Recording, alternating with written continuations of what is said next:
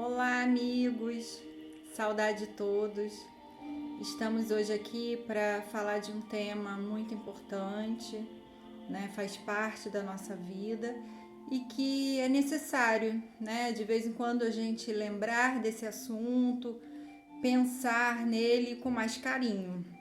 Eu vou falar hoje sobre o capítulo do livro Depois da Morte de Leon Denis. O tema, ele é o número 18, tema O Dever. Mas antes de iniciar, eu gostaria de trazer uma historinha do livro Pai Nosso, aquele de Meimei. E esse livro, ele tem um diferencial, né? A Meimei, o índice, a organização das histórias, ela faz conforme o Pai Nosso, né? Então, ela separa Pai Nosso que estás no céu, e dentro dessa frase, ela traz algumas histórias.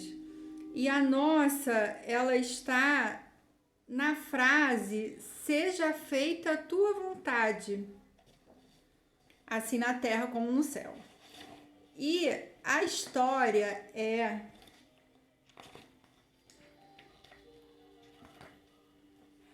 a alegria no dever. Se a gente olhar o desenhozinho aí do rapaz, ele não tá muito alegre não, né? O que não é muito diferente da nossa realidade. Muitos compromissos a gente faz de cara amarrada, reclamando, questionando Deus, por que daquilo, será que eu tenho que fazer mesmo? Que dever é esse, né? Então vamos à história. A alegria no dever. Quando Jesus estava entre nós, recebeu certo dia a visita do apóstolo João, muito jovem ainda, que lhe disse estar incumbido, por seu pai Zebedeu, de fazer uma viagem a povoado próximo. Era, porém, um dia de passeio no monte e o moço achava-se muito triste. O divino amigo, contudo, exortou-o a cumprir o dever. Seu pai precisava do serviço e não seria justo prejudicá-lo. João ouviu o conselho e não vacilou. O serviço exigiu-lhe 4 dias, mas foi realizado com êxito. Os interesses do lar foram beneficiados, mas Zebedeu, o honesto e operoso ancião, afligiu-se muito porque o rapaz regressara de semblante contrafeito. O mestre notou-lhe o semblante sombrio e convidou-o a atendimento particular. Observou: João, cumpristes o prometido? E ele respondeu: sim. E Jesus pergunta: atendestes à vontade de Deus auxiliando teu pai? E o apóstolo respondeu: sim. Visivelmente contrariado, acredito haver efetuado todas as minhas obrigações. Jesus, entretanto, acentuou sorrindo calmo. Então, ainda falta um dever a cumprir, o dever de permaneceres alegre por haveres correspondido à confiança do céu. O companheiro da Boa Nova meditou sobre a lição e fez-se contente. A tranquilidade voltou ao coração e à fisionomia do velho Zebedeu, e João compreendeu que, no cumprimento da vontade de Deus, não podemos e nem devemos entristecer ninguém.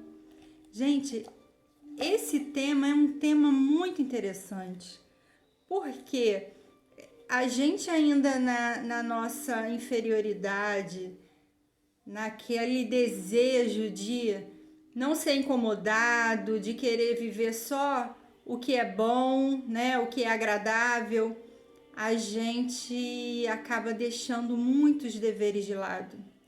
Muitas situações que Deus nos coloca com as pessoas certas, nos lugares certos, nas situações certas, mas a gente não entende, a gente não aceita, a gente ainda é aquela criança birrenta, a gente faz cara feia e esquece ou finge que esquece, né? Então, vamos entender um pouco do que seria esse dever, né, perante Deus.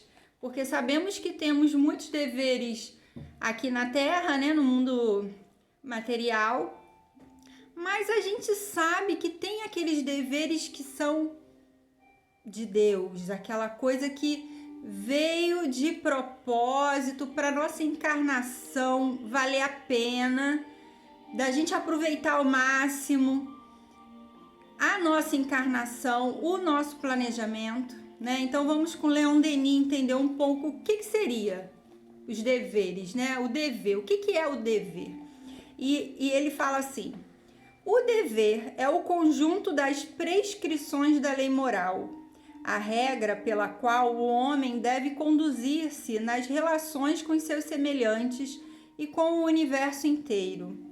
Figura nobre e santa, o dever paira acima da humanidade, inspira os grandes sacrifícios, os puros devotamentos, os grandes entusiasmos, risonho para uns, temível para outros, inflexível sempre, ergue-se perante nós, apontando a escadaria do progresso, cujos degraus se perdem em alturas incomensuráveis.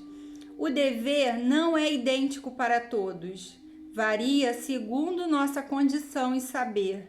Quanto mais nos elevamos, tanto mais a nossos olhos ele adquire grandeza, majestade e extensão. Seu culto é sempre agradável ao virtuoso, e a submissão às suas leis é fértil em alegrias íntimas e inigualáveis. Então a gente percebe que quanto mais evoluído o espírito é, mais sentimento de compromisso, de responsabilidade ele tem para com os deveres, né? E esse dever sendo um conjunto, então aquele nosso hábito de separar o que eu tenho que fazer, o que é regra minha, o que o mundo espera de mim, isso acaba caindo um pouco por terra. Por quê? Se é um conjunto, eu tenho deveres para com o meu espírito, eu tenho deveres para com o meu corpo, eu tenho deveres para com a minha família, o meu trabalho, os meus vizinhos, os meus amigos, os meus colegas, eu tenho deveres para com o inimigo. Se a gente lembrar todas as orientações de Jesus, uma delas é amar o nosso inimigo. Então, Jesus não coloca isso como uma coisa que a gente faz se a gente quiser. Não, é um dever moral eu desejar o bem para o meu inimigo, é um dever moral eu não prejudicar mais a situação, eu pedir perdão, eu perdoar. Então a gente percebe que o dever moral e também os deveres do mundo, né? Eles fazem parte da vida daquela pessoa que já tem dentro de si o desejo de se melhorar, de colocar as virtudes em prática, de fazer com que essa encarnação valha a pena, que ela renda frutos, que quem sabe a gente não consiga até sublimar, né? Eu gosto muito de quem faz esses comentários de que tal espírito chegou no mundo espiritual e sublimou a sua encarnação. Ele veio para fazer 1, 2, 3 coisas, acabou fazendo 5, né? Então, assim, eu acho que podemos, basta a gente querer, sabendo das nossas limitações, né? Tem deveres que Deus não, ele entende a nossa dificuldade em desempenhar e sabe que estamos engatinhando, né? Não iremos dar conta de tudo, devemos sempre controlar a nossa ansiedade, não nos tornaremos anjos de um dia para o outro, estamos caminhando para tratar, para melhorar as nossas imperfeições. Somos imperfeitos, temos que nos assumir imperfeitos. Apesar do nosso ego gritar no nosso ouvido de que somos perfeitos, de que somos melhores do que todo mundo, que sempre eu em primeiro lugar, apesar do ego gritar isso pra gente, temos que nos reconhecer imperfeitos. Temos que olhar para os nossos defeitos, olhar para as nossas imperfeições, olhar para aquilo que é feio em nós. É feio, né? A gente tenta não querer ver, mas faz parte. A gente vê o que é feio e dá uma melhorada, né? Continuando aqui no livro Depois da Morte, ele fala assim: o dever oferece múltiplas formas. Há o dever para conosco, que consiste em nos respeitarmos, em nos governarmos com sabedoria, em não querermos, em não realizarmos senão o que for útil, digno e belo. Há o dever profissional, que exige o cumprimento consciencioso das obrigações de nossos encargos. Há o dever social, que nos convida a amar os homens, a trabalhar por eles, a servir fielmente ao nosso país e à nossa humanidade. Há o dever para com Deus. O dever não tem limites. Sempre podemos melhorar. É, aliás, na imolação de si própria que a criatura encontra o mais seguro meio de se engrandecer e se depurar. Então, naqueles momentos em que a gente passa, eu tinha que ter respondido e não respondi. Eu tinha que ter me vingado. Eu tinha... Gente, se a gente não faz mais, a gente não devia, a gente não tinha que ter. Não. A gente já está no caminho de fazer o bem, de não pagar o mal com o mal. Então vamos nos alegrar.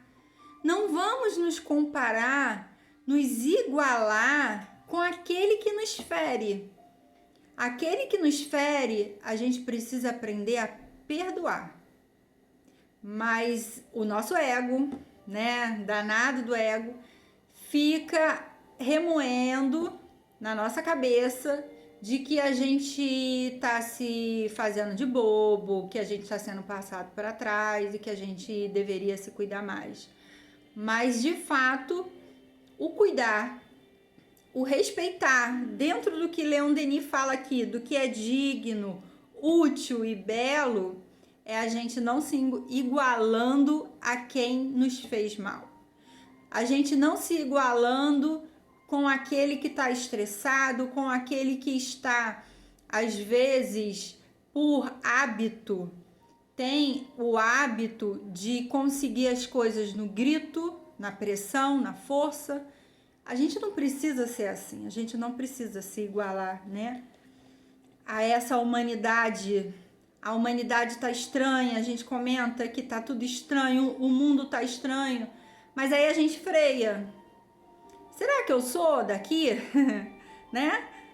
Às vezes a gente não é daqui e a gente está por passagem, a gente está passando por aqui para ir para outro lugar, não é? Então, assim, como a gente não sabe do dia de amanhã, vamos cuidar do nosso hoje, do nosso agora.